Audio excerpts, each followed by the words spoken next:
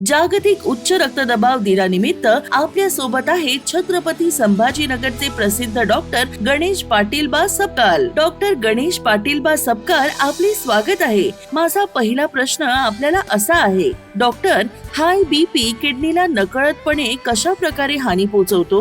दीर्घकाळ उच्च रक्तदाब राहिल्यामुळे किडनीमध्ये बदल होतात। यामुळे किडनीला पुरेसा ऑक्सिजन आणि पोषक तत्वे मिळत नाही, ज्यामुळे किडनीच्या पेशी हळूहळू मरू लागतात। तसेच किडनीचे फिल्टर्स म्हणजे नेफ्रॉन्स खराब होतात, जे रक्त शुद्ध करतात। रक्तवाहिन्या आणि फिल्टर खराब झाल्यामुळे किडनी रक्तातील टाकाऊ पदार्थ आणि अतिरिक्त पाणी बाहेर टाकण्याची क्षमता गमावते। या सर्व बदलांमुळे एक धोकादायक चक्र तयार होते।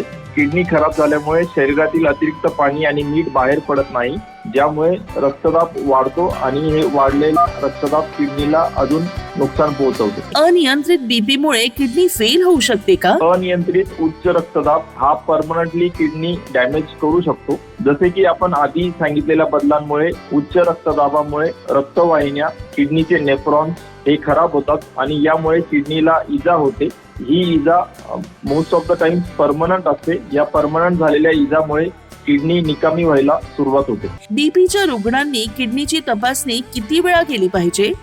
जर तुमचा रक्तदाब नियंत्रणात असेल तर वर्षातून किमान एकदा किडनी फंक्शन टेस्ट करणे आवश्यक आहे। जर तुम्हाला मधुमेह, उच्च रक्तदाब किंवा किडनीचा आधीचा आजार असेल तर अशा वेळी तुम्हाला किडनीच्या टेस्ट 3 ते 6 महिन्याच्या दरम्यान करावा लागू शकतात। किंवा जर तुम्ही काही बीपीचे औषध नवीन चालू करत असाल किंवा काही चेंजेस करत असाल तर अशा वेळी 1 ते 1.5 महिन्यानंतर किडनीची टेस्ट करणे आवश्यक असते। Kidney function test, GFR test आणि युरिन रूटीन मायक्रोस्कोपी या काही किडनीच्या महत्त्वाच्या तपासण्या आहेत। कोणत्या दैनंदिन सवयी हृदय आणि किडनी या दोन्हीला निरोगी ठेवतात? आहारामध्ये मिठाचे प्रमाण कमी करणे, प्रक्रिया केलेले पदार्थ, लोणचे, पापड टाळा, पुरेसे पाणी प्या। दिवसभरामध्ये 3 ते 4 लिटर पाणी पिणे किडनीसाठी आवश्यक आहे। धूम्रपान, मद्यपान टाळणे। आहारात सकस पदार्थांचा समावेश ठेवा, जसे की हिरव्या पालेभाज्या, ताजी फळे, तळलेले पदार्थ टाळा। रोज किमान 30 मिनिटे वेगाने चालवा। सायकल चालवणे किंवा योगासने करा, यामुळे वजन नियंत्रणात राहते। मधुमेह आणि रक्तदाबावर नियंत्रण ठेवा। वेदनाशामक औषधांचा म्हणजेच पेन किलरचा अति वापर टाळा। डॉक्टरांच्या सल्ल्याशिवाय डोकेदुखी, अंगदुखीच्या वेदनाशामक गोळ्या घेऊ नका। पुरेशी झोप घ्या। नियमित आरोग्य तपासणी करा। अनियंत्रित बीपी मुळे किडनी फेल होऊ शकते का? अनियंत्रित उच्च रक्तदाब हा परमनंटली किडनी डॅमेज करू शकतो। जसे की आपण आधी सांगितलेल्या बदलांमुळे उच्च रक्तदाबामुळे रक्तवाहिन्या, किडनीचे नेफ्रॉन्स हे खराब होतात आणि यामुळे किडनीला इजा होते। ही इजा most of the times permanent असते। या परमनंट झालेल्या इजामुळे किडनी निकामी व्हायला सुरुवात होते। बीपीच्या रुग्णांनी किडनीची तपासणी किती वेळा केली पाहिजे? जर तुमचा रक्तदाब नियंत्रणात असेल तर वर्षातून किमान एकदा किडनी फंक्शन टेस्ट करणे आवश्यक आहे।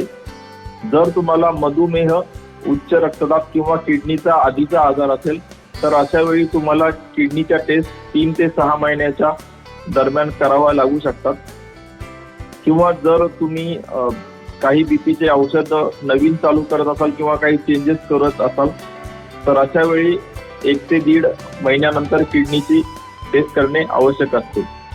Kidney function test, GFR test आणि युरिन रूटीन मायक्रोस्कोपी या काही किडनीच्या महत्त्वाच्या तपासण्या आहेत। कोणत्या दैनंदिन सवयी हृदय आणि किडनी या दोन्हीला निरोगी ठेवतात? आहारामध्ये मिठाचे प्रमाण कमी करणे, प्रक्रिया केलेले पदार्थ, लोणचे, पापड टाळा, पुरेसे पाणी प्या। दिवसभरामध्ये 3 ते 4 लिटर पाणी पिणे किडनीसाठी आवश्यक आहे। धूम्रपान, मद्यपान टाळणे। आहारात सकस पदार्थांचा समावेश ठेवा, जसे की हिरव्या पालेभाज्या, ताजी फळे, तळलेले पदार्थ टाळा। रोज किमान 30 मिनिटे वेगाने चालवा। सायकल चालवणे किंवा योगासने करा, यामुळे वजन नियंत्रणात राहते। मधुमेह आणि रक्तदाबावर नियंत्रण ठेवा। वेदनाशामक औषधांचा म्हणजेच पेन किलरचा अति वापर टाळा। डॉक्टरांच्या सल्ल्याशिवाय डोकेदुखी, अंगदुखीच्या वेदनाशामक गोळ्या घेऊ नका। पुरेशी झोप घ्या। नियमित आरोग्य तपासणी करा। बीपी किडनीवर परिणाम करत आहे हे सांगणारी सुरुवातीची लक्षणे कोणती आहेत? किडनी खराब होत असल्याची काही लक्षणे: लघवीमध्ये बदल होणे, तसेच सकाळी उठल्यावर डोळ्याभोवती किंवा चेहऱ्यावर सूज येणे, हात पाय घोट्यावर सूज येणे, सतत थकवा जाणे, अशक्तपणा येणे, सुस्ती राहणे, ही काही किडनी खराब होण्याची सुरुवातीची लक्षणे असू शकतात. निरोगी भारतासाठी एक जनजागृती पुढाकार.